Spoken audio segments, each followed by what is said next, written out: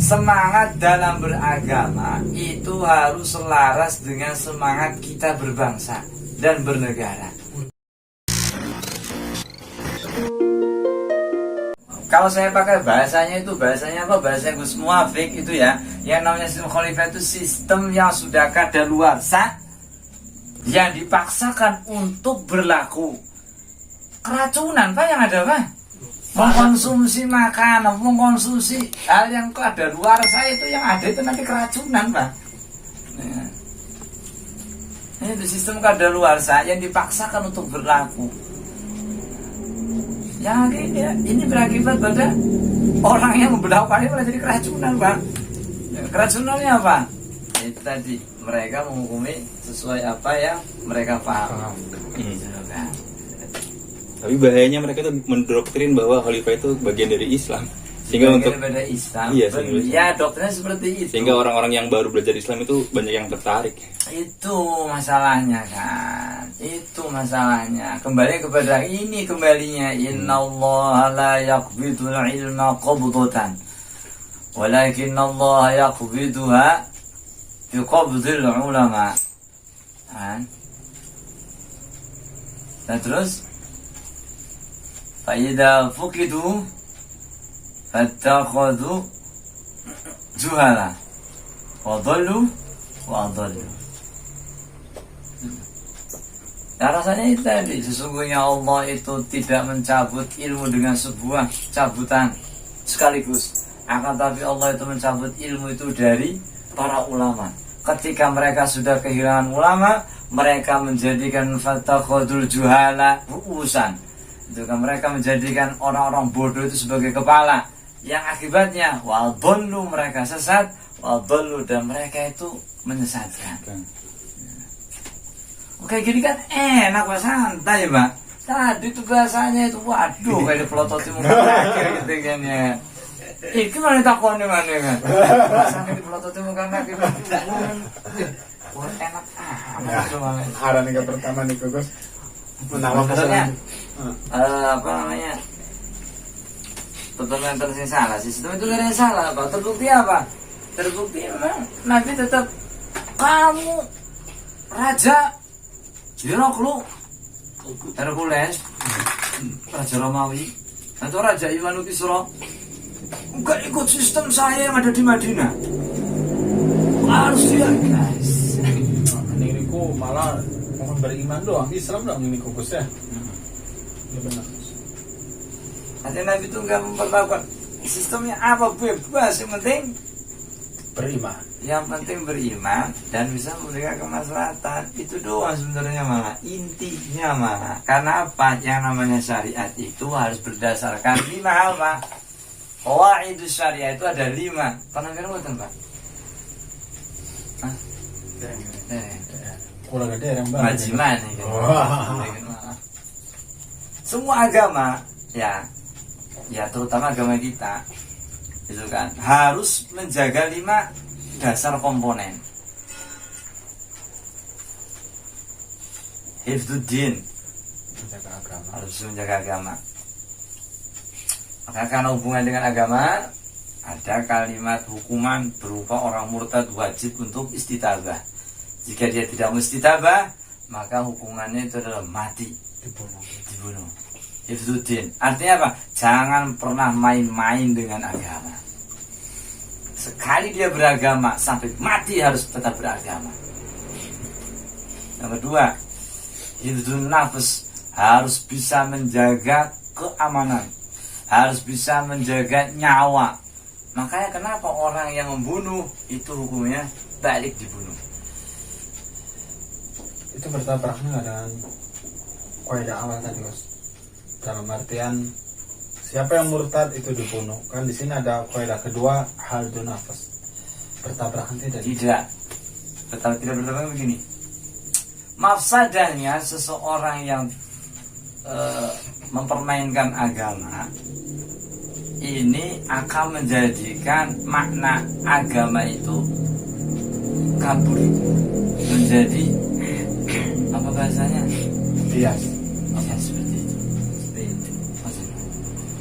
Jadi untuk menjaga eksistensi ajaran agama, ketika ada orang yang membangkang terhadap aturan agama yang menyebabkan dia itu murtad, maka hukumnya itu adalah dibunuh. Kan? Ini terbukti seperti zamannya Sayyidina Abu Bakar. Ada peperangan Yamamah itu kan, perang Yamamah itu kan, yang dimana peperangannya Sayyidina Abu Bakar baru dilantik jadi khalifah, langsung mengeluarkan instruksi mereka yang tidak mau membayar zakat diperangi.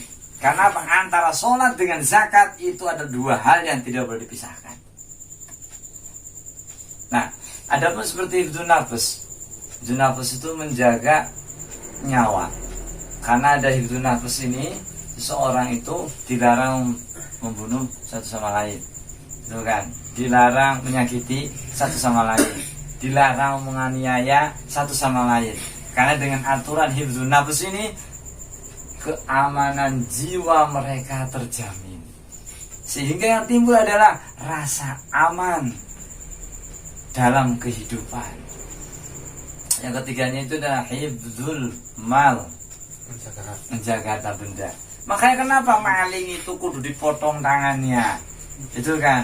Begal itu kudu dipotong tangannya. Nah, kan qati'ut thariq itu kan, para begal dalan itu dipateni bahkan.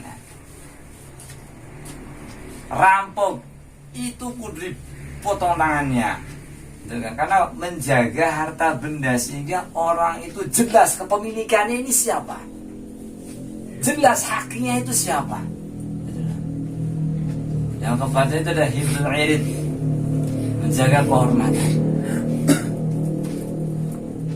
Makanya orang yang mengqadzaf itu menuduh orang baik-baik dengan tuduhan zina. Anak zina, dasar anak zina, dasar kamu zina. Nah kan, dengan tanpa membawa saksi ataupun ikror, itu kan, saksi, itu kan, saksi, maka dia dicambuk. Kenapa? Menjaga kehormatan juga adalah bagian daripada agama. Akhirnya karena ada hifdzul irid, tidak boleh rasis, ya kan? Tidak boleh rasis, Bang. Tidak ada yang namanya itu manusia kedudukannya lebih tinggi di atas manusia yang lain. Tidak ada hak istimewa di sebagian manusia. Maka hal ini akan terjadi itu adalah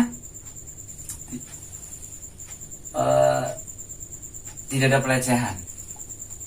Tidak pelecehan mungkin kalau kita bahasa sekarangnya berarti HAM juga menyoplok sing iki Gus. HAM katanya. Ya. Dari sini.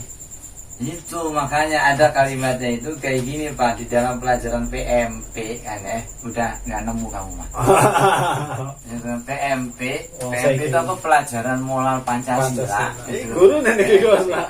Kamu itu ya. KN ya kalau saya gimana. Ada kalimatnya begini kan, kebebasan kita dibatasi oleh kebebasan orang lain. Maka tidak ada kebebasan yang absolut. Yang ada itu adalah kebebasan yang terbatas. Kita itu punya kebebasan namanya kebebasan muqayyad. Kebebasan itu tidak ada kebebasan mutlak, artinya kebebasan yang absolut itu. Karena ini, maka tidak ada yang namanya orang itu berani mencemari nama baiknya, orang tidak berani untuk melecehkan nama yang lainnya, tetap terjaga kehormatannya, gitu loh kan. Nomor minta nih, papat ya.